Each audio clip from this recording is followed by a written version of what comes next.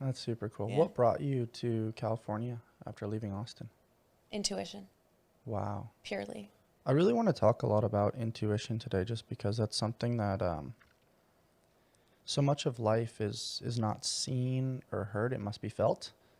But that lands in the scope of like woo woo because it's not tangible. It doesn't feel like somebody can grab onto it and totally conceptualize it. Mm, And so I think that'll kind of be a good theme or premise for our conversation today. perfect. I love the woo. I have a unique ability to ground Ooh, the woo.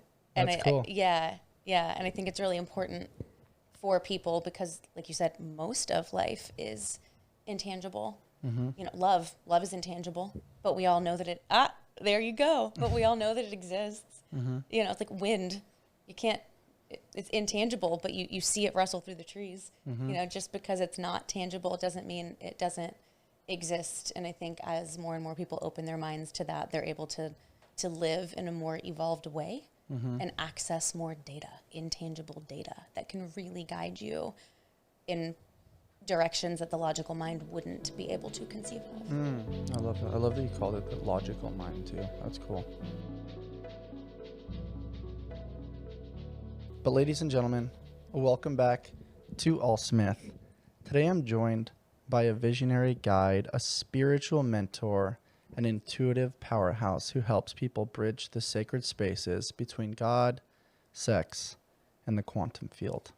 She's a former financial advisor turned energy healer, now teaching high performers how to access erotic intelligence, embody divine leadership, and architect miracles in love, intimacy, and purpose. Without further ado, Miss Jessica Bird, welcome to the show. Thank you so much. I'm so excited to chat with you. Just kind of briefly chatting before, I guess, the official start of our conversation. There's a ton of alignment here. And what comes to mind first is, wow. Like you've got a really strong presence, a really strong energy. And you just are one of those people that quote unquote get it. It doesn't always align with our senses. And we talked briefly that so much of life is not seen or heard, but must be felt. Where did that level of intuition start for you when you were really young? And how did you learn to trust that? That's such a good question. I was always highly intuitive. I was a psychic little kid. Wow. And now we all have these senses.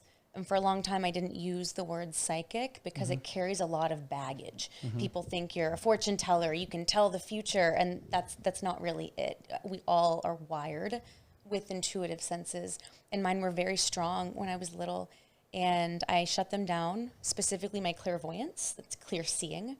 I see pictures in my mind's eye. I get visions. And I specifically shut that part of my intuitive abilities down when I was like 5 or 6 because I had experiences that scared me. And it was actually my mom that taught me the word intuition. And I learned at a very young age that when I didn't listen to it, things didn't go well for me. And I wasn't taught frameworks or anything, but I always had this very strong, like felt sense of do this, go here. And my biggest life decisions were always intuitive. After high school, I went to college in San Diego, had never been to California. I was going to accept going to the school before even visiting. And I knew. And then same thing when I left and went back to Texas. It was just in a moment I knew. Same thing when I left Austin a year ago. I just knew. To the point where I uprooted my life in 30 days and downsized, drove across the country to California without a home to move into. Just me and my cat in a car full of belongings. So over time, after following my intuition and learning, oh, I had a feeling about that, but I didn't listen. Now I wish I would have. This didn't turn out well. I got in reps. And so once you get reps, it's like a muscle. As you strengthen the muscle of intuition, you give yourself tangible data of, oh, this is valid, this is real, and my logical mind wasn't picking up on this intangible data, but my intuition was, and that has never led me astray. Wow, that unlocks so many deep emotions for myself around the thought of listening is so much more than what you hear. Like really paying attention to the feelings. We talk often on the show around how the body keeps the score. And you think of like those anxious feelings. You think about like, oh, when I'm around those people, I used to feel this. Now I don't feel that anymore. I'm feeling something ick. And it's tough because someone like myself that has overcome people-pleasing tendencies and the loyalty component of like, man, I don't want to leave. I have this responsibility. I want to serve. I've been someone that's stayed in relationships too long, stayed in jobs too long. And it wasn't until recently that I like reconnected with my inner child that I'm like, oh, like when I was little, I knew right away that like, oh, I don't want to play with those people in the sandbox. I want to go over here and play kickball. And you didn't judge it. No. And it also wasn't like, I'm never going to talk to those people again. It was just kind of like, oh, for now, like I'm craving this flavor of ice cream instead of that flavor. Right. And so it was really like joyful, juvenile exploration. And as I've gotten older, I think honestly with the loss of parents, like I feel like I'm abandoning people and I don't want to. So then as a byproduct, I probably stay for too long. And what I'm curious about with you is, you know, trusting that intuition is like, wow, like you have this healthy relationship with change that most of the world doesn't have. But also, like you said, it's the death of what was and making space for what could be. How have you navigated some of those emotions in your growth and development as a woman? Great question. And I love how you said that I have a healthy relationship with change. It's so true. It's so true. And I have people tell me like, wow, you're so brave. You just follow this knowing or this nudge or this emotion and you just trust that it's going to work out okay.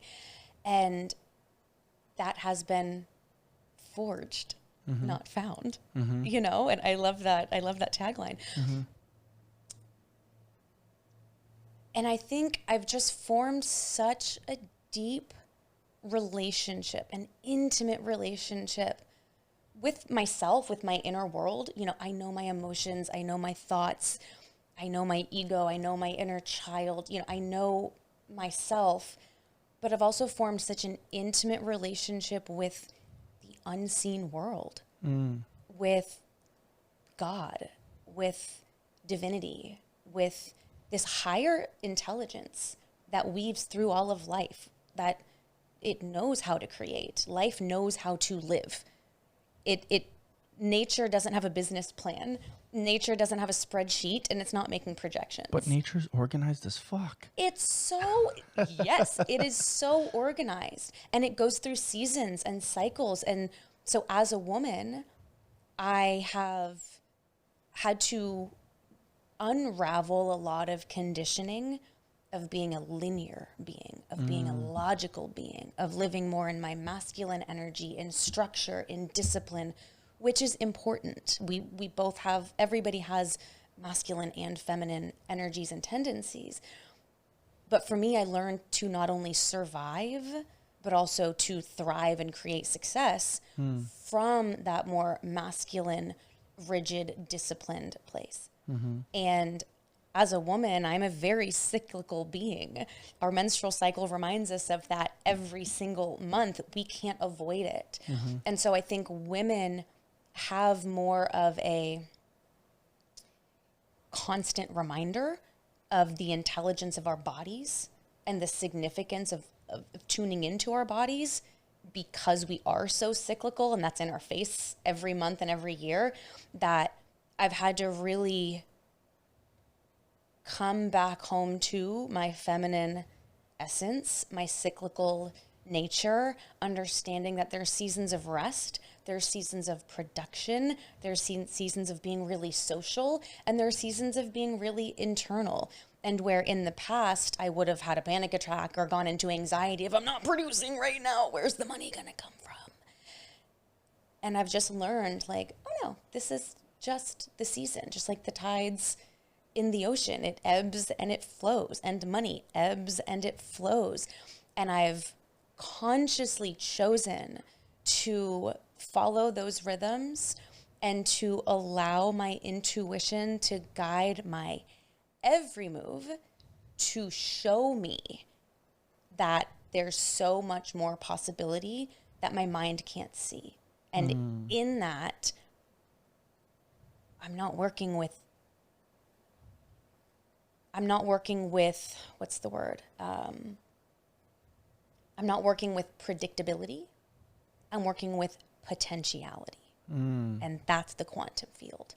That's where everything exists. And what's so interesting about potentiality is that is the inner child, right? Like when you're young, you're like, well, I'm young, so I have the freedom to make mistakes. I could be a firefighter one day. I could then go be a ballerina another day. I can then go and, be an artist one day. I can be an author another day.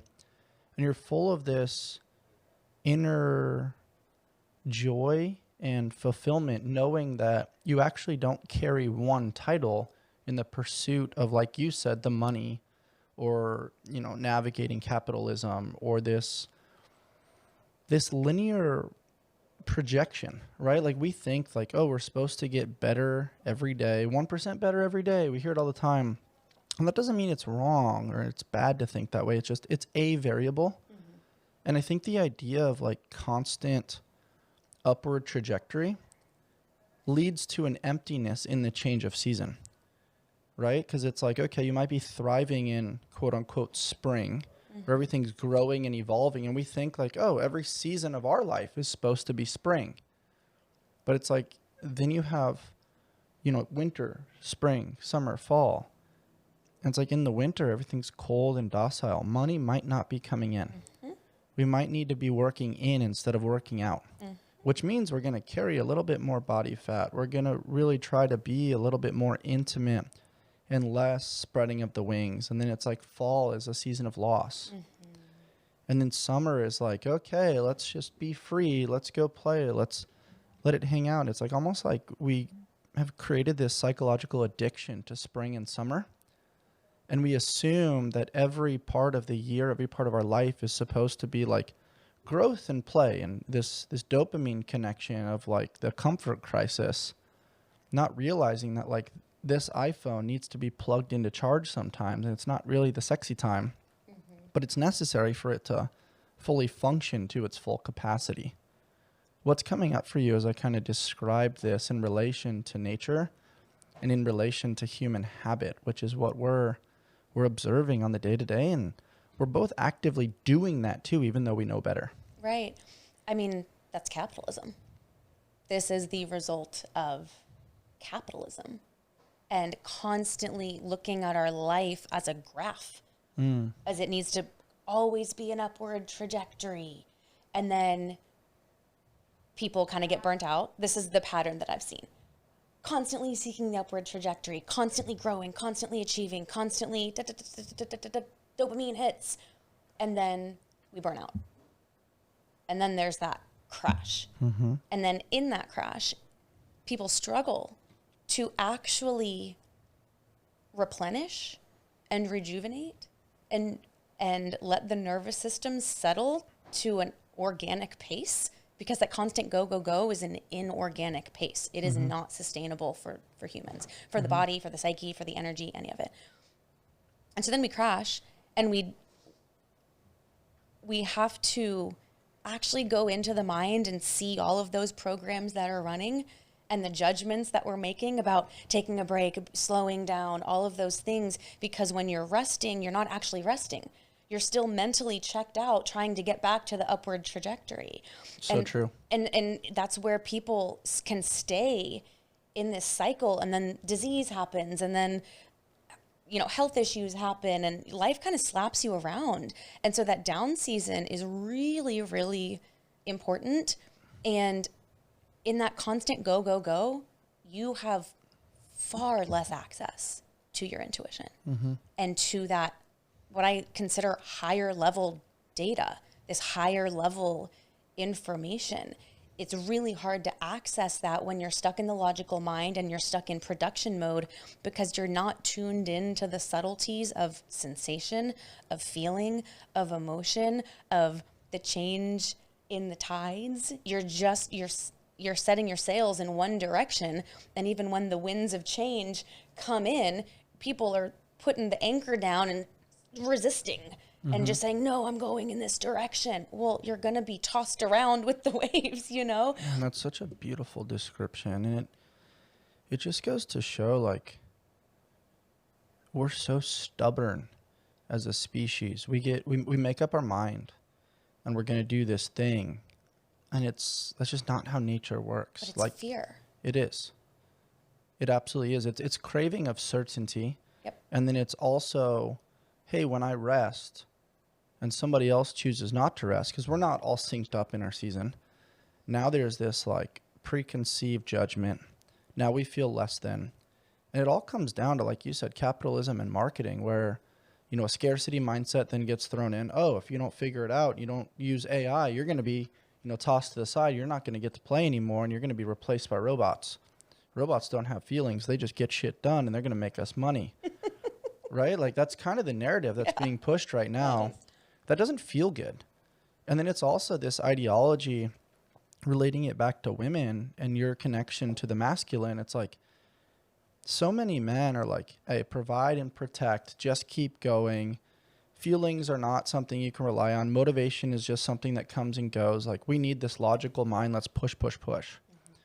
That worked for me for 30-something years. Then my mom passed, and I met this amazing healer. Huge shout out, Justin Davis. And he's like, Bryce, you're just fucking this guy that's all right angles. You're like, self-reliance is everything. I don't need to ask for help. Just go work through it. Oh, something's hard? Oh, go do some pull-ups. Go do a run. Have a steak. Get in the sauna, cold plunge. You're tough. You can figure it out. That worked till it didn't work anymore. Right. And I suppressed and suppressed and suppressed. And for women, that's the epitome of birth control. Yes. Hey, you're supposed to go through a cycle. I'm very thankful to be educated by the women of Smith that have shared with me their intimate relationships, their cycle. A lot of my clients use the Lively app, so I can kind of be with them in their journey. And, you know, love that. Super cool. And, you know, there's one or maybe a little bit more than 1 week out of the month that they're like, hey, I'm super strong this week. And then it's the week leading up to their cycle or their menstrual cycle. And the week during, it's like, man, I feel like shit this week. Let's do some maintenance. Let's get some emotional connection. Let's talk through things. We can still get optimal muscle contractions, but like, we don't need to push, push, push, push. And when you do push, push, push, push, you don't really get the results. You actually end up hurting something, gaining more body fat, being psychologically frustrated, not feeling free, being short in your relationships. Mm-hmm. And so the point that I'm making there is like, this is such a beautiful conversation to like unfog the lenses of those that are listening in order to better understand that, like, yes, pushing hard is great. But it's like your version of 100% is different every single day.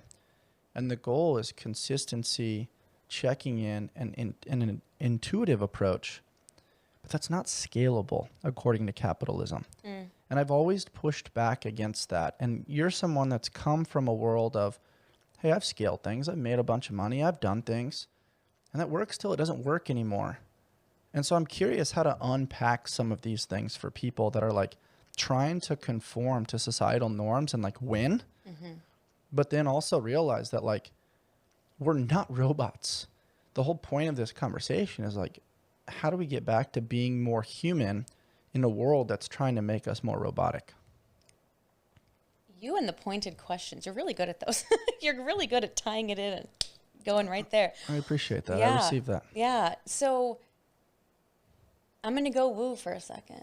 Cool. Because I find the most, at least for me, and for clients, I mean, for a lot of people, the most direct path that I have found mentally, like the mental shift to go from fear, rigidity, expectation, predictability, these very rigid, I must do this. I shift my mindset to the field of miracles. We could either be in linear prediction, or we could be in the non-linear field of miracles, which is the quantum field, which actually is science. So it's really not that woo. It's not woo at all. Science and spirituality are really saying the same thing. Science is actually finally catching up with what ancient wisdom has talked about for millennia. So you could train your mind to look for what's predictable, and because prediction feels safe in the body and in the nervous system. Not actual safety, but it feels safe because your mind can grab onto something. Mm-hmm. Or you can train your mind to look for miracles, to look for possibilities, to look for what miracle could pop into form right now. Mm-hmm. And when I moved from Austin to Laguna, I went through that next layer of a death of a version of myself and fear and scarcity and lack and all of that because I shut down all of my revenue streams a year prior. I didn't know that it would last that long. Now I'm going on 2 years and I'm just now starting to reopen and take on clients again and do events and things like that. And so I had all of these deeper layers of fear, scarcity, lack, etc. in my face when I moved. And that was my mindset shift. Okay, if I'm looking for the lack, the scarcity, where's it going to come from? How am I going to do the next thing? I'm going to keep creating more feelings of lack and scarcity and limitation. And one day I woke up and I was like, Jessica, you have taught the architecture of miracles for years. You're just not applying it right now. So I would wake up and listen to my miracle meditation and then go throughout the day. Oh, I wonder what miracles are going to pop into form today because I'm working in the field of pure potentiality, in the quantum field where everything I could conceive of already exists. Anything my mind doesn't know how to conceive of already exists in frequency form. The miracle is that energy popping from wave form into particle form. The Trident family taught me something really important this last year, that we are all a bundle of stories, both good, bad, and everything in between. All of their cold brews remind their customers that they are part of something bigger than themselves. I start my day with the Sweet Cream Cold Brew as I am prepping my mind and body for fitness, service, coaching, and podcasting. With various locations in San Diego, they offer over 14 nitro cold brews and a variety of specialty drinks. You can find the perfect brew and pair it with one of their treats from the Keto Bakery. You can check them out over at tridentcoffee.com and use code ALLSMITH to take your coffee experience to the next level.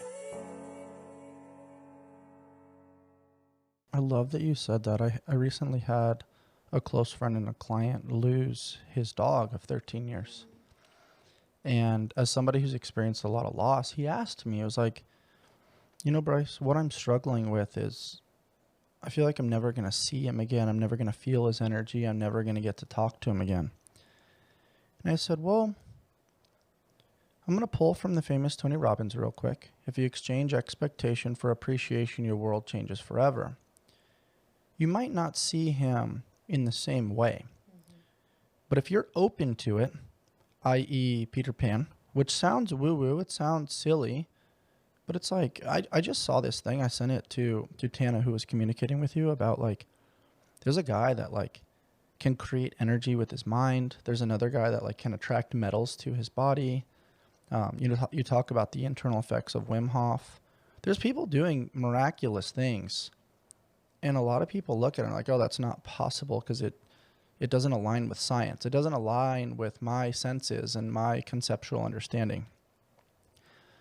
And so what I was explaining to this gentleman who works in science and is a very logical mind was like, hey, I'm not going to tell you what to think or what to see or what to feel, but I was like, when my mom was alive, we would sit in the backyard and we loved watching hummingbirds. Mm.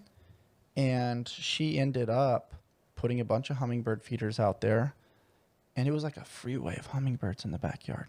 And I was like, Mom, this is like a sugar factory. Like, you're going to give these hummingbirds diabetes. And she was like, oh, fuck, I didn't even think about that. So, like, we looked it up, and it's like their wings flap too many times per second for them to actually get diabetes. They burn too many calories, so it's, like, kind of cool. Good to know. Fun fact. Yeah.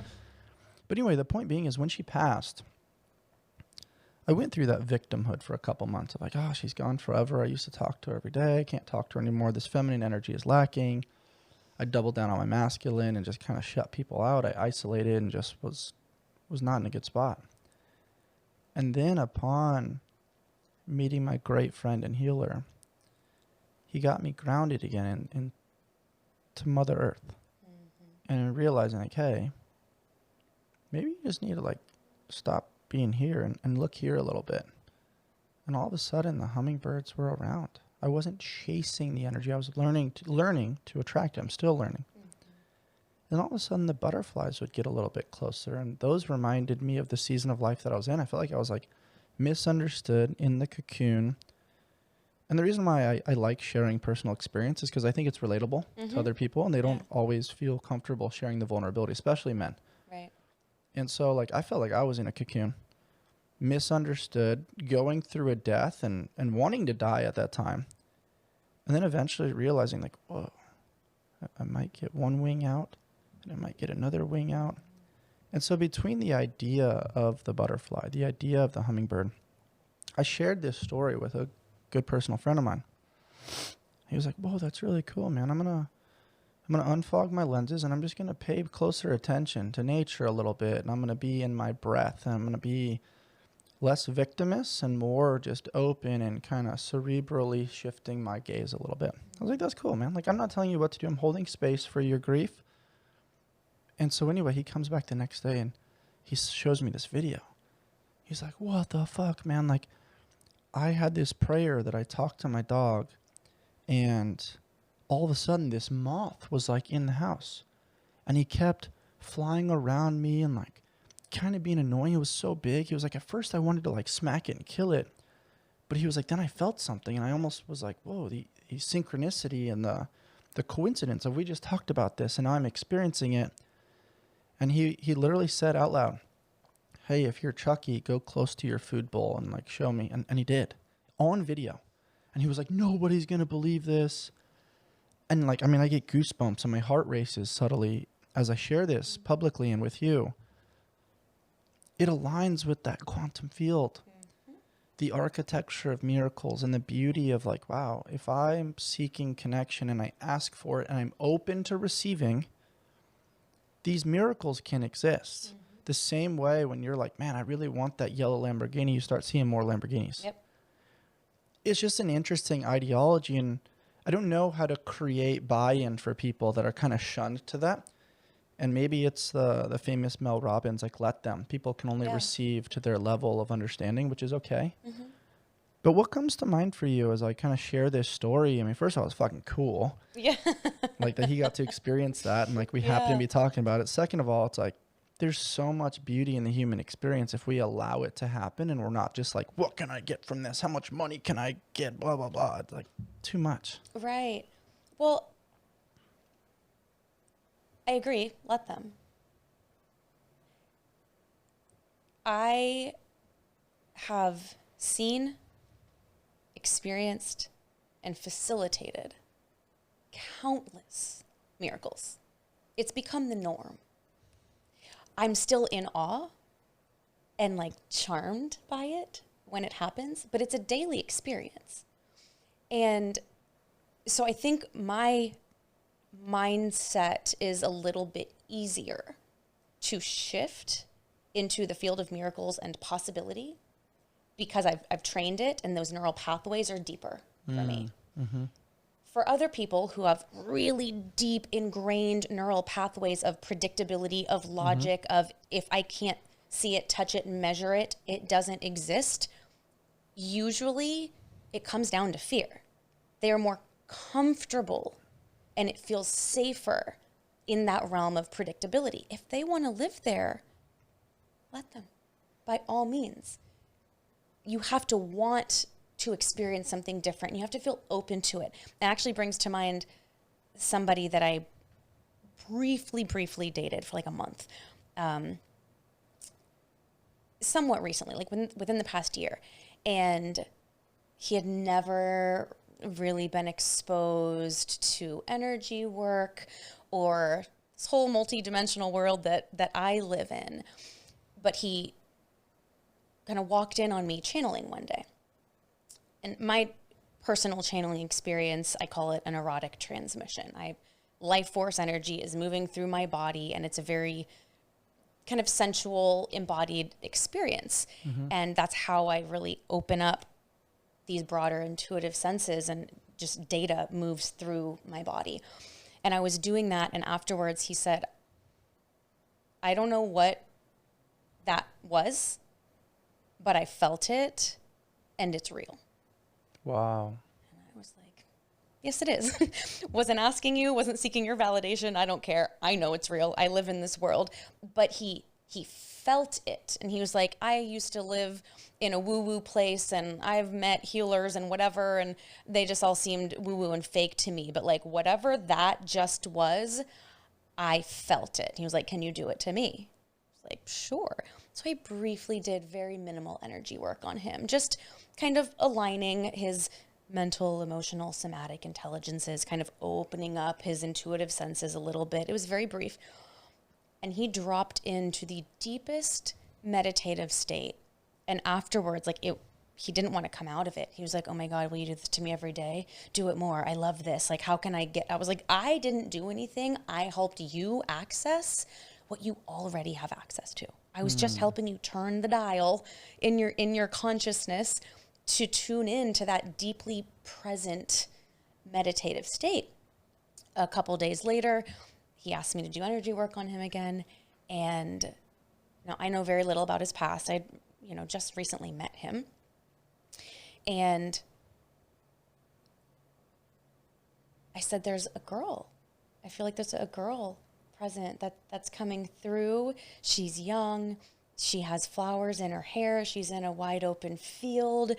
And I was like, wow, she feels joyful in this and that. Like, does this mean anything to you?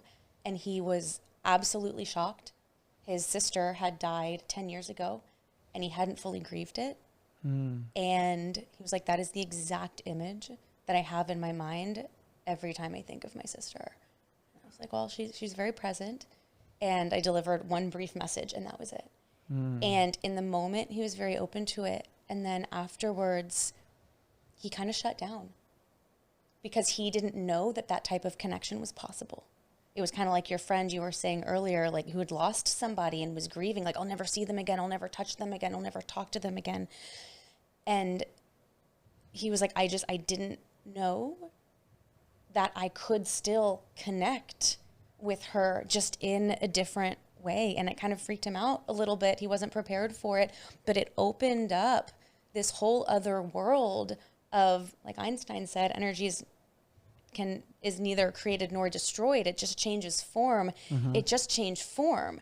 And so this tapping into the intangible world or the quantum field or possibility or miracles isn't really out of reach. It's just tuning into energy in a different form. And when you can do that, possibilities open up. You become magnetic. Ideas drop in. You begin to live in this perpetual flow state where you don't have to figure it out and you no longer really want to because you know that you can't. You know that your mental intelligence is not as intelligent as this infinite, creative, divine, intuitive intelligence that is available in guiding you. And then that becomes what feels safer. That's so beautiful. It reminds me of just this. We're addicted to our senses because it's what we know. The physical senses. Yeah. And when those senses go away, it diminishes our psychological understanding. So immediately in a world that craves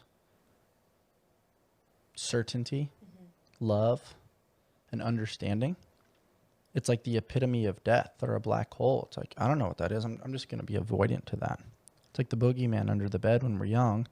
But that analogy becomes so real as an adult in a slightly different context. That's so beautiful that you had that experience. It's also what brings up an idea, Jessica, that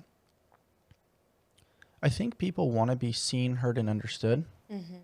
But then when they're fully seen, heard, and understood, they want to put a barrier up, especially if there's been traumatic experiences or loss. Because that means that, like, hey, I'm opening myself up to the possibility of that version of a connection again, which means it could end. Yeah. That's like beautiful and scary at the same time. That's the paradox. But one's fully living in one's existing. Yes. And I'm not going to speak for our listeners or our community today, but I'd rather live than just exist. Same. And I think people go through seasons of that. Mm-hmm. And sometimes that is the wake-up call, is you go through a season of just existing until you get to the point where you don't want to just merely exist anymore. Mm-hmm. And it's like it's almost like a near-death experience without the actual near-death experience. Mm-hmm. Like, this whole thing needs to die, and I'm going to leap and step into something else. And that becomes more enticing. Yeah. You know? Yeah, I definitely align with that. Something I bring up often in our events, our retreats, and in these conversations is I call it the 5 F's. Took it from my really good friend and local entrepreneur, Daniel Hack. Faith, family, fitness, finances, and fun. I feel like the 5 F's kind of summarize it pretty well. But sometimes when I say the word faith, it pushes people away. The word God is scary for people. And I love that you're so open about using that term and that phrase and that connection. I resurrected that term. I stopped using it for a long time. Yeah. So yes, now it is back.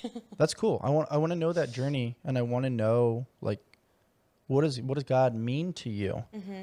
And I think we're in a season right now of life. I mean, Rogan's getting back into the church. I have my own personal experience with faith and Christianity, and I've been more involved a lot recently too, in going weekly to church and talking about the sermons and connecting with people. And I don't know, from my observation, the people that seemingly have a little bit more groundedness and the discipline to, whether it's listening online, attending a church, being around some sort of community and connection seemingly are like really important pillars to the human experience. Like, you don't commit suicide because you're too fit and you go to the gym all the time. Right. You typically commit suicide when you're lacking that connection. And so I'm curious your thoughts around the phrasing of God and what that world means to kind of unlock reservoirs of potential for people. Reservoirs of potential. That's beautiful. I stopped using the word God after college because I was raised Christian and I was taught that this connection that I've always had was called God. But I was also taught a framework of God, what I called the branded God, as this father in the sky who judges you as either good or bad, and you either go to heaven or to hell. And like, that just never made sense to me. There were just certain things about kind of the dogmatic teachings of religion that did not resonate with me. And so when I went through my dark night of the soul in college, which was an eating disorder, that was when I battled the deep, dark recesses of my psyche. And let me tell you, you do not know inner fortitude or mental strength until you face the deep, dark recesses of your psyche. Those are your blind spots. Those are the things that you can't see that are in the dark that are controlling you. Those are the beliefs you didn't choose. It's the operating system of your brain that you're afraid to look at or that you suppress or deny. And until you face those inner demons, you don't have a level of mental fortitude that gives you the power to face your fears, from my perspective. So all that to say, I threw out the word God because I was questioning everything. It was like this unconditional, loving being who could also damn me to hell for eternity does not compute, do not understand. And so I threw out the baby with the bathwater. And I formed my own spiritual connection. So for a while I used the word universe. And then I would say divine. I still say divine or divine intelligence. I started using the word God again just because I redefined it for myself. I could make God an archetype if I want to, that God could be the Holy Father, God could be the Holy Mother, God could be, I call it the 0 point in the quantum field, that source point. So I just started to see how I related to God was very similar to how I related to the quantum field. It's an infinite intelligence that permeates all of life. I started to experience the God frequency, which just felt like omnipresent, unconditional love and infinite intelligence. that weaves through everything. So now I can really draw a lot of overlaps between God, the quantum field, and this higher intelligence that we all have access to. So when I say God, it is this unconditionally loving presence and intelligence that is the source of creation. And from my perspective, we are all sparks of that source light. We all have that same divine intelligence that we can access and tune into. And we are still just pieces of it. There is a higher kind of source intelligence that we can connect to. That's my current perspective. I like that. So when I was young, my father was the son of a priest. And my grandfather, had some things that navigated hypocrisy a little bit. So my father kind of got gently pushed away from religion, but he didn't push us away. He basically gave a Bible to myself, my brother, my sister, and said, hey, I'm not going to mandate that our family go to church every Sunday, but, here's a Bible. If you have any questions, you can ask me. You're welcome to go with your friends. We're not going to be judgmental. We want you to be open. But put your grocery cart away. Do the next right thing. Don't do anything you have to look over your shoulder about, and treat your neighbor with kindness. Love it. Was basically the summary. And so I grew up curious. I went to a lot of different churches with a lot of different friends. I felt like I lived within the boundaries of being a good Samaritan and being a good human, but didn't fully have like a relationship with God. And I kind of lived more in the spiritual world for a very long time. And then all these coincidences started happening. I started meeting some really cool people by simply showing up and being enrolled in the process during some of the darker moments of my life, which was losing people, injuries, horrific breakups, job distress, abandonment, things just to name a few. And I met this gentleman. He kind of shared with me the story of Job and how he was, the prototypical human for God. And, God told the devil about him, and the devil's like, oh, I'm going to show him. Let's see if he can still make the right decision when I put him through adversity to the extreme and, take away his riches and his family and all of his comfort and see if he still makes the right decision. And he did. And he made it to the other side. And I feel like I kind of went through that, like a 10 to 12 year bout of that, and slowly kind of coming up above the surface just a touch. But at that young age, I always thought, like, I don't know if I believe these stories of the Bible. Like, if some dude built an ark for all of the animals on the planet to save this flood thing, and I started questioning things and the Dead Sea Scrolls and things that seemingly didn't totally compute with my logical mind. And so I just asked questions. I didn't say I was right. I was just like, this feels a little off. Like this creature almost feels like a societal carrot that I'm supposed to chase in pursuit of sort of living right so that I can be controlled and conformed. And then after going through life's kind of challenges, I was like, oh, I had this plan. It was going to go a completely different direction. I would have screwed it up massively. And fortunately, life didn't happen to me. It happened for me. So I'm like, man, is there somebody that understands like my thinking ideology and like the positive intuition that exists? And it just got me really wondering, kind of led me back into the church where I'm like, I think somebody greater is up there that has my better interests, and I'm really open to this. And, I never spoke poorly of him. If I saw him sitting at a table, I chose to sit at this table and just kind of observed. Does that make sense? And now I'm kind of like, you know what, like we can share a drink now. Yeah. We can have a meal together. And it wasn't just because of what he did to me. It's like what he did for me. It's like, hey, you weren't going to learn that lesson unless you went through this thing, you stubborn mofo. And so like, I was like, oh, your way is a lot better than mine.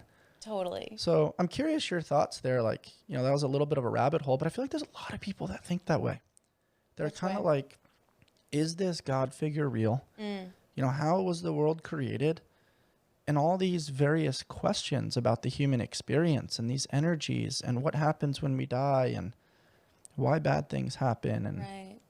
I just think there's a lot to unpack there within Pandora's box. Yeah, there really is. And I think I have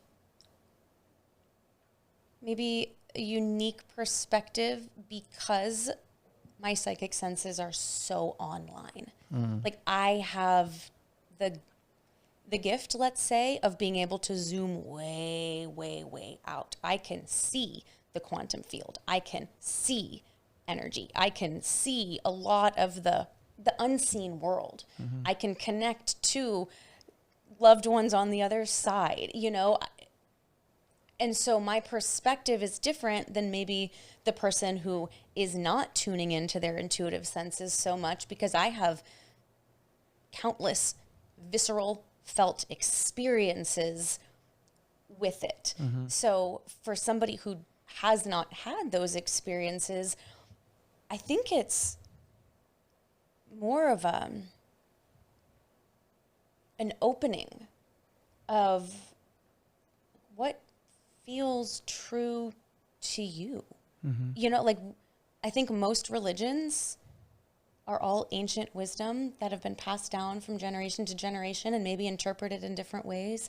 I mean, most religions have very similar stories, from Christianity to Judaism to Buddhist. There's a lot of similar parables across different religious traditions that come from different parts of the world, and they're all ultimately teaching very similar things. So if we can remove ourselves from the minutia and of the details of, was this person real or did this thing actually happen, and zoom out and extract the wisdom from it, the teachings from it, I think it makes it more grounded as a way to apply these ancient wisdom principles to your life, and then see how that works out for you.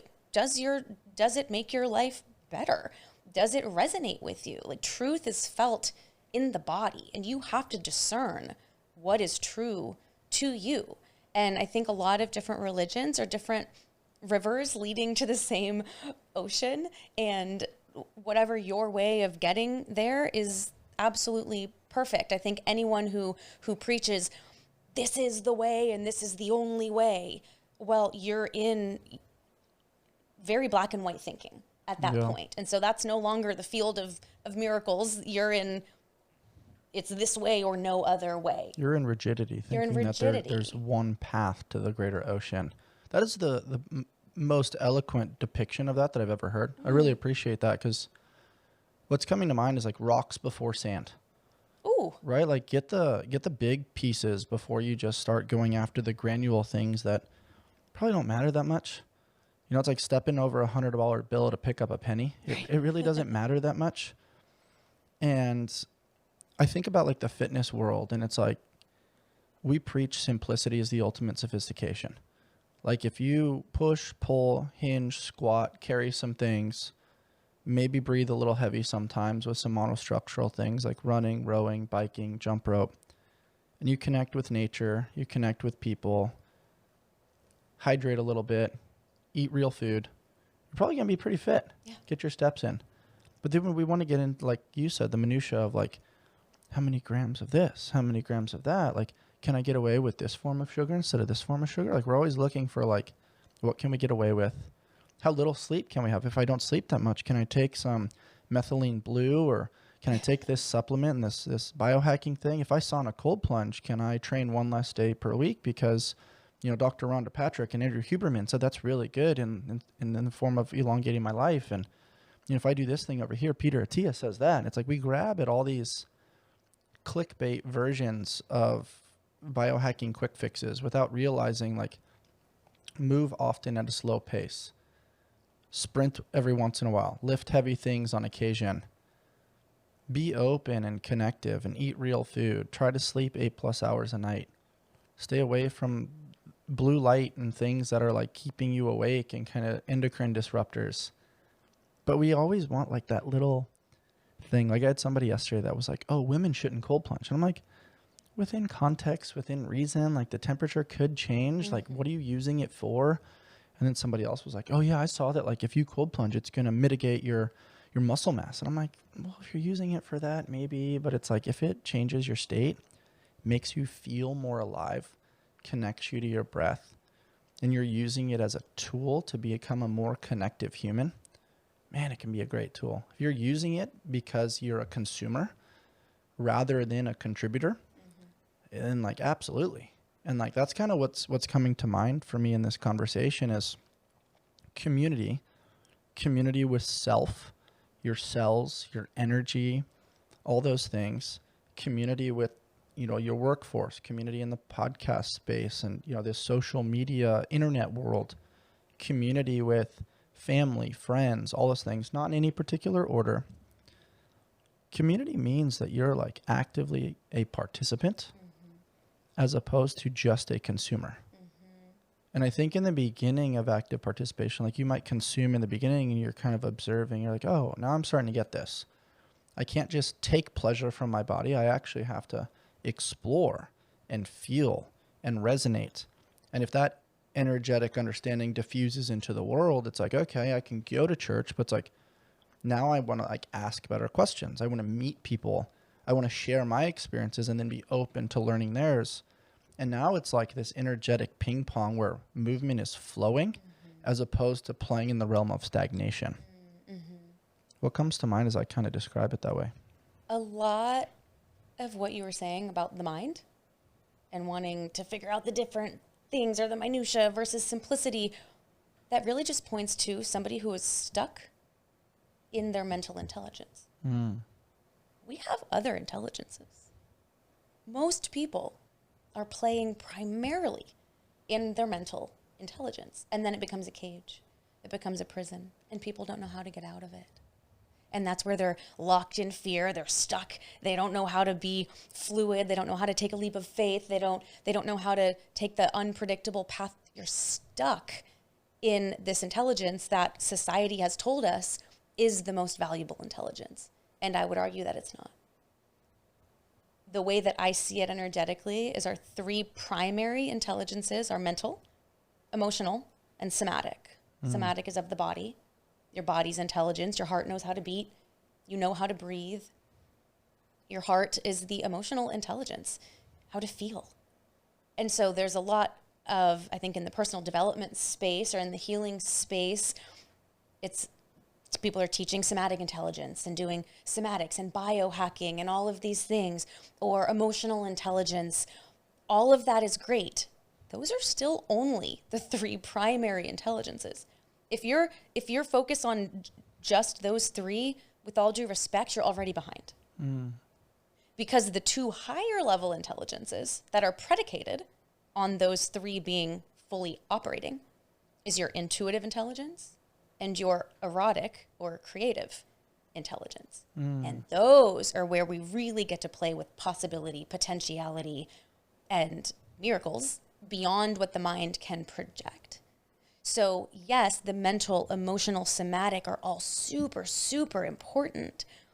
But I think it's important for us to have a framework for an integrated intelligence where we're not just putting one over the other. I'm just going to focus on my somatic, and if I do that, then I'm good. Or if I just focus on reprogramming my mind, then I'm going to be good. Or if I just learn how to be more vulnerable and feel my feelings, then I'll be good. Yes, and it's all in order to access this higher level intelligence that we all have that actually makes things easier, more pleasurable, more creative, more fun, where our inner child can thrive, and we actually experience that divinity, that higher consciousness, this creator consciousness, which is really what we need to create a world that we want to live in. And it kind of goes against that, what you were saying earlier about the AI robots are going to take over and they're going to replace you if you don't do this, that, and the other. AI can't replace your creative intelligence, erotic intelligence, intuitive intelligence. Doesn't have it. So for anybody who's stuck in that, it's like, okay, we'll pivot. We actually have an opportunity to tune into our uniquely human competitive advantage that man-made technology cannot touch. Wow. You just jaw dropped me. I mean, you should mic drop that. because like when I've met with various healers and what I've really spent the last 2 years doing is getting out of my mind and into my body. Yeah. And I was meeting with my healer, I think it was like 2 months ago.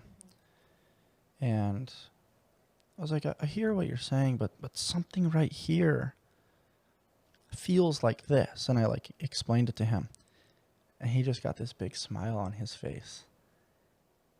And I was like, what are you smiling at? Like I love fighting with him. And he's like, Bryce, you like not only are starting to feel, but you specifically pointed here. He was like, it wasn't just feeling of the heart. It was that you're starting to trust your somatic senses. So the irony and the synchronicity of all this is really cool. And I do think that like things like sauna, cold plunge, breath work can be a great way to connect with your somatic senses. Yeah. And I'd say most people are like get there and then they stop. They get the mind, they get the feeling, and then they sort of understand the somatic component. Everybody's talking about being grounded and feeling the wind and aware. But that next level, like those three are to unlock the next level of intuition and eroticism. Bam. And I think that's not really a framework that people are even aware of. They might sort of visit the intuition on occasion. Hey, I feel this thing sort of. I have this idea. I have this sense. Don't really know what it is. I'll just let it kind of hang out on the shelf over there. Yep. They don't really dig deeper. And I love that you take it to that place. How did you become aware of that? We've talked a lot about like intuition and feeling and being, in alignment with the chakras of the mind, the heart, and the somatic component. But how did you integrate the erotic component into that and then pull it back in to align with the other four? It's a combination of my own personal experience of coming online and working with countless clients over the years and seeing their systems. And so over time, I've just developed, based on what I see and experience, this framework of multidimensional intelligence or integrated intelligence. So for me, it was my intuitive intelligence that came online first. It kind of spontaneously flipped back online in my 20s after a heartbreak. Everything I shut down when I was little just flipped back on. Before spirituality was trendy, before healers were on Instagram, I had to just figure it out. I didn't know who to talk to. I kind of synchronistically found mentors along the way, but it was my intuitive senses that I tapped into first. And then through that, as I did the inner work and I learned my inner parts and I reprogrammed my mind, I felt my feelings, stabilized my nervous system, the somatic stuff. As I did all of that, then my erotic awakening happened. So it was my intuitive awakening first, and then my erotic awakening. Because I had cleared the density from my body. I had felt the feelings. I had unraveled the trauma or the beliefs, the conditioning. I was really tending to my internal world so that my life force energy naturally could fully flow. And as it did, that's how I kind of discovered the erotic. And I define erotic very different than sexual energy. Your erotic intelligence is when your life force energy, and your life force is the energy you breathe in when you take your first breath and you breathe out when you take your last breath. Your body is still here, but you're no longer alive. Your life force energy animates your life. It animates your various intelligences. So when your life force is flowing through your mind, mental intelligence, heart, emotional intelligence, body, somatic intelligence. Now, when your life force is flowing through your sexual organs, that's your sexual energy. But I started to see that when I would get in my body and I would dance and I would really feel subtle sensation, I would feel the energy in my body. I would feel the God frequency coursing through my body. It gave me an experiential understanding of the erotic. So the erotic is when your life force is flowing through your body and your heart together. And so I started seeing with myself and with clients that most of the world is disconnected between heart and sex. Yeah. There's a slash. Either people have really emotional experiences, but the sex life isn't fully there where they want it to be, or they have this deep, passionate sexual experience, but it's really a surface level physical thing. There's no true emotional or spiritual connection. And after working with countless people, I started to see that the most direct route that I could take to help people reach their next level, overcome obstacles, whatever that might be, would be to look at their relationship to their sexual energy. And I'm able to trace it through the body and see where it's flowing and where it's not. And the moment we could reconnect heart and sex, heart and body, it activates that erotic intelligence. And then the intuitive senses open up. Free is the way to be. Life beats us up a bit and causes some bumps and bruises, but that doesn't mean we have to stay on the sidelines. This is why we've partnered with Kinyan Labs. Get back to doing what you love with this incredible portable device designed to get you back in the game. Kinyan is on a mission to move people from pain to possible with their top-rated red light therapy and laser solution, which tackles inflammation along with muscle and joint pain quickly and effectively. What I love is that it's portable and rechargeable, making it easy to actually incorporate into my everyday life consistently. It's small and lightweight, so you can throw it in your gym bag or work bag, or even an overnighter. Kinyan's lasers and LED combo make this cutting-edge device extremely versatile for use with general aches and pains, as well as chronic back pain, arthritis, post-surgery recovery, endometriosis, and more. This has been an amazing tool keeping my elbows and knees pain-free for pressing, pulling, and squatting in the gym. Great tools like the Move Plus give me the freedom and flexibility to continue living life on my terms without limitations. There are a lot of reasons why over 15,000 people are using this device and rating it 4.7 stars and above. Head on over to kinyan.io and use code ALLSMITH at checkout to begin your pain-free journey. Exploring and playing, like, how good is it if you work your entire life and you just get the trophy, but like you look back and you're like, I can't remember any of this. I don't know what it felt like. I don't know what it smelled like. I can't remember the touch. I can't remember the connection. And it's empty. Yeah. But because we become such an outcome-oriented society, that's become the thing. Right. I'm going to get mine. Guys are going out to bars just to get laid, and now the girls are doing the same thing. Yeah. Everybody's got a roster in dating culture now. Under the guise of sexual liberation. Yeah. And I define it completely differently. Sexual liberation is not sharing it with anyone and everyone. Sexual liberation is liberating that within your own body, within your own mind, within your own heart. Actually going there and harnessing your sexual energy as a sovereign source of power. That can turn into creative fuel. It can turn into a direct pathway to God, a spiritual connection, your intuitive senses.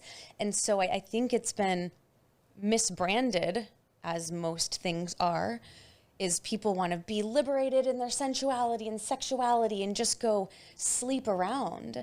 But they don't realize the consequences, the energetic consequences, the fact that you are literally exchanging energy with somebody, because the place that our sexual energy is sourced is the same place most of our trauma is stored. So a lot of people are actually exploring sexual relationships through their trauma. And they don't realize that they're taking on other people's trauma and giving it to other people and carrying that energetically. And it's really this unconscious expression of the most powerful, sacred energy that you have. And I like to proclaim that I came into my sexual and erotic power as a single celibate woman. Wow. It's not about sharing it. It's about tapping into it and harnessing it. And once you do that, your life changes. You're more energized. You're more confident. You speak your truth. You're more creative. You're tapped into your intuitive senses. Your boundaries are stronger because you know the power of that energy. You know the sacredness of it. And you don't want to just go leak it or share it or exchange it with people, because it's no longer appealing. It's like, it truly is sacred, and not from a purity culture thing, Let's go into the darkness. Let's go into the fantasies and the taboo. That's all well and great. But you can actually trace those fantasies and the taboo down to oftentimes an unmet need or an unhealed expression where your sexual energy is expressing through that to try to resolve it. So there's so much that can be looked at when it comes to sexual energy and your erotic nature. And it's just been so distorted and misunderstood that it's often expressed in a way that doesn't honor the power that it holds. So most people never experience the power that it holds. And then when you do bring that to a partner in a sexual encounter, the level of intimacy and ecstasy that opens up is beyond what you can imagine. We have been taught that sex is rubbing bodies, and that is 0.1% of the actual experience. Because when you really harness that energy and then you bring that to a partner who's also harnessing that energy, it's beyond what we've been taught. You can get infinite downloads of information, of inspiration. You can create, you can consciously manifest with a partner. It truly is a pathway to God or the infinite or the divine or the quantum field where you experience this soul level connection. That's ultimately what we're all seeking. And that's why these high achievers get the money and the car and the house and the everything, even the surface level sex, and still feel unfulfilled because it's not fulfilling that deep core desire that is the soul longing for merging into oneness, into God, into that spiritual connection. And that is what true sacred sex can lead you to. Wow. So that's why CEOs go to Coldplay concerts with their HR person and take the picture and cheat on their wives. Yeah, there you go. The emptiness. The emptiness. The emptiness. To give somebody some sort of like tangible beginning or a place where they can start to explore this, how do you create maybe a blueprint or a place to start to tap into that? Because I'm sure people are listening like, wow, this sounds amazing. It sounds great. But it's like, how do you tap into erotic energy and this intuitive sphere in relation to just basic masturbation? Where do they start? How do they explore that? Masturbation comes for men specifically with like some guilt. It's constantly, especially for a lot of the military people that I've worked with, like porn addiction is huge. Especially in the loneliness of being deployed or being on a ship or, you know, whatever the circumstances may be. And I'm sure coming back to women, like there's also something there that just like, hey, I want to preserve my parts. I want to, you know, whatever taboo things are in the world, like I don't want to penetrate myself. I want to save this for my husband. Like, I don't know if I should use a vibrator or use different things. And, you know, how do you tap into that in a healthy way that allows the unlocking of the freedoms, the joy, the creativity without just using and abusing the pursuit of dopamine and a climax? Great question. If we get nuanced, I won't start there, but if we get nuanced, it is different for men and women. We are wired differently. More surface level or starting point would be to start with your breath. The quickest way to tune into sensation, energy, and awareness is simply with your breath. So the entry level practice that I recommend for people is to just close your eyes and breathe into the part of your body, like usually somewhere in your genitals, where you can feel your sexual energy sourced. Just breathe there. And imagine breathing in light, and on the exhale, that light expands. And it's like you're literally breathing your sexual energy into your body. And then as you start to feel that, you can breathe it up. Breathe it up into your stomach, breathe it up into your heart. And you're really just wanting to make that connection between heart and sex, heart and body. That's number one.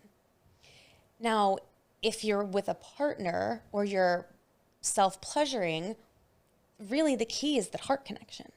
Because as long as it's connected to the heart, you're in the erotic. As long as you're connected to the heart, it's not just that surface level body to body physical friction, which is not bad. There's no shame, there's no guilt, there's no judgment. It's not bad. It's just different. And it's not going to get you to that ultimate deep fulfillment. So a lot of men turn to porn, yes, for a sense of connection, but it's a false sense of connection because there is no heart connection. You're looking at strangers on a screen, and it is training you to get turned on by visual and audio cues. It is completely bypassing the heart altogether. So porn is actually reinforcing the disconnection between heart and sex. So I always recommend cut it. Cold turkey. Cut it. You want to tap into your sexual energy? Do it just within yourself and breathe into your heart. And so it takes retraining the body and opening up those pathways. But with a partner, simply connect heart to heart first. Like, can you actually feel each other? Can you feel the care you have for this person? Can you feel their care for you? Can you actually attune to love with you and this person, and let that be the connection that opens up, and aim to maintain that heart connection as the sexual experience begins. Because a lot of people don't realize you can also have an orgasm in your heart. Wow. You can have a heartgasm. That's cool. I remember the first time I I had one, and a man that I was with had one. He was new to the energetic world as well, and we weren't even having sex. Our clothes were on, but we were kissing, and I was very much opening my heart and connecting to his. And he goes, "Oh my God, what was that?" Oh my goodness. Like, well, you got to tell me what you experienced. I don't know. And he was like, "It was just this thing in my heart, and it exploded open." I was like, "Oh, yeah, that's a heart connection. That's rad. That's feeling, that's sensation in your heart." So it doesn't have to be like, "Oh, I'm not going to feel any pleasure. I've got to rewire and like give up my orgasm." No, you're tuning into subtle senses that opens up so much more sensation and pleasure. But it's really just allowing yourself to explore within yourself through the heart rather than just through the eyes of a quick fix. Yeah. That's so beautifully said. It's really cool that you're willing to have these conversations, because they're fun for me too, but I definitely think a lot of the world would categorize this as an uncomfortable conversation. And it's like, sex is part of the human experience. And it's not just about like a penis and a vagina. It's like, it's energetic, it's explorative, it's unlocking channels that maybe we don't see that must be felt. Like we started the conversation today. Yeah. What were you going to say? It's intimacy. Yeah. I think people seek sex and orgasm when they really want intimacy. Yeah. But then they touch intimacy and they feel vulnerable, or their guard comes up, and that's why it's this endless seeking of dopamine and physical pleasure, trying to fill a deeper void that's not actually being touched. So yeah, I've gotten very comfortable talking about what the world considers taboo, because we all came here via sex. Yeah. There is not a single exception. Our parents had sex. Even if it was architected somehow through science, there was still sex. And the more that we can reclaim that and see the sacredness in it, it does, like you said, unlock these other senses and pathways that really do lead to that deeper fulfillment. And I just think it's so important for people to move through the discomfort and the shame and the embarrassment, because we all have it. There isn't any single one of us that doesn't. Yeah. It's so funny how the world works. Like we celebrate like, hey, congratulations on being pregnant or whatever. And it's in reality, it's like, congratulations, you guys have been having sex for a while. Yeah. But what if you see like a couple that's like really happy and they're vibing with each other, and you're just kind of like, hey, like, I see you. Like you guys are really connecting intimately, and like, you probably fight too, which is great. And you're willing to have those hard conversations, which is why I feel such a joyful energy to observe you guys as a couple. And then if somebody's, got some tension, it's like, hey, how are you? Like asking that question and not feeling like you're invading one's privacy. Like that's a real conversation. That's not just like, oh, that feels weird, I'm going to be avoidant of that, I'm going to stay away from them. It's like, no, intimacy. They're human. Yeah. You need that tension sometimes. Yeah. It's alchemical if you allow it to be. And if you move through it consciously with somebody. I've been single for years, and just letting the divine lead. Like when I meet my husband we're going there. Until then, I'm just not interested in casual dating. It's not my thing. Mm-hmm. I go deep and intimate. It's a boundary and all of because you've been self-explorative. You've understood this is for me, this is not. And I'm a huge believer. If it's not a fuck yeah, it's a no. Agreed. And in that, where was I going with that? Single for years and realizing what lights your heart on fire versus what doesn't. Oh, and realizing that it's like I didn't choose celibacy. That wasn't like, because some people do. It's a trending thing, and I get why, and I think it's beautiful because it's a really good way to harness your energy. Again, I harnessed my sexual power as a single celibate woman, but I never sought out to be single and celibate. It just happened that way. Mm-hmm. So through my dating experiences, I've also learned that since sex was not on the table because we were not yet in a monogamous relationship that was leading to, we wanted to build a life together. You know, it takes some dating to figure out if you want to do that.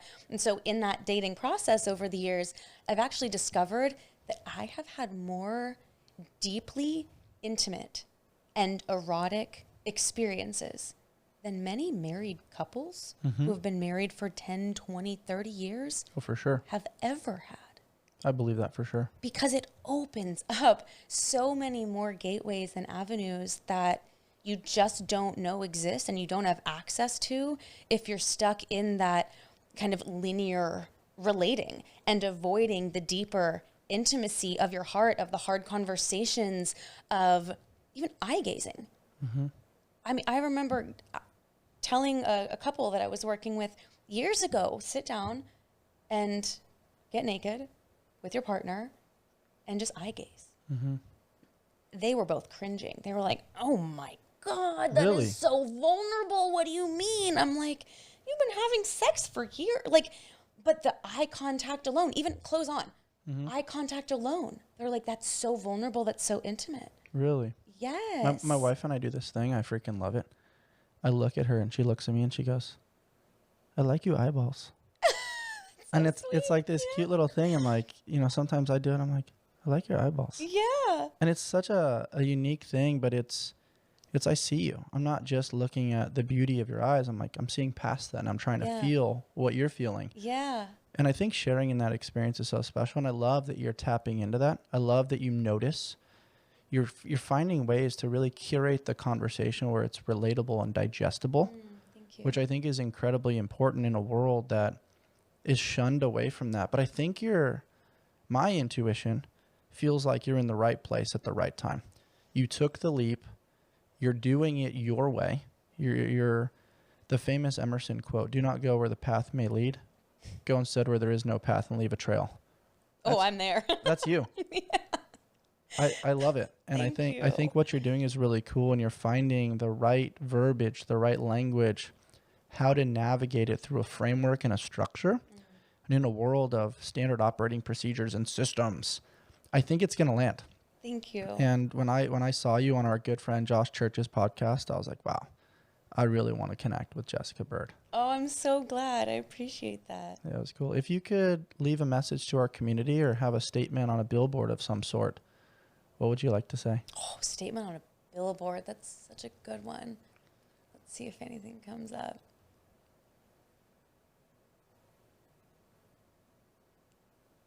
The first thing that comes to mind is go there.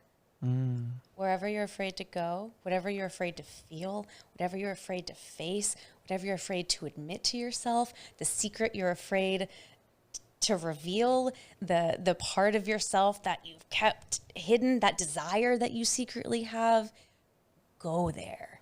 Because there is gold and wisdom and fulfillment in the places you're afraid to look, the things you're afraid to feel, and especially the things you're afraid to say. So I would say taboo, desires, fantasies, all of it, just fucking go there.